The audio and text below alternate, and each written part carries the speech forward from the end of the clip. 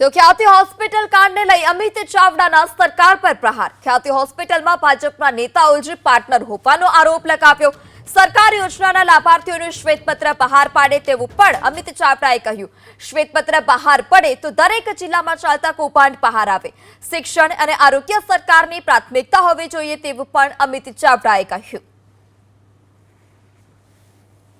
અને એવું કહેવાય છે કે ખ્યાતિ હોસ્પિટલમાં પણ ભાજપના નેતાઓના પૈસાનું રોકાણ છે, ક્યાંક ને ક્યાંક હિડન ભાગીદાર છે। આવી અનેક હોસ્પિટલો ગુજરાતમાં છે કે જે ભાજપના મળતિયા લોકોના પૈસાથી શરૂ કરવામાં આવી છે। ભાજપની સરકાર સાથે મેળાપીપણું કરી અને સરકારી યોજનાના નામે મોટા પ્રમાણમાં અજબો રૂપિયાનું આમાં કૌભાંડ ચાલી રહ્યું છે। અમારી સરકાર પાસે માંગણી છે કે આવો એકાદ બનાવ બને, લોકોના જીવ જાય અને સરકાર જાગે અને ખાલી દેખાવ પૂરતા કાર્યવાહી કરીને થોડી હોસ્પિટલને સસ્પેન્ડ કરે એ પૂરતું નથી।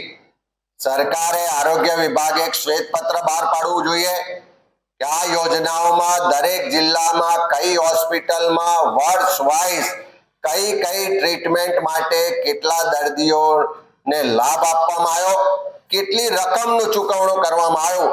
તો હું માનું છું કે જિલ્લે તમને આવી ખ્યાતિ હોસ્પિટલ જેવી બોગસ હોસ્પિટલો પણ જોવા મળશે, મેડિકલ માફિયાઓ પણ ખુલીને બહાર આવશે।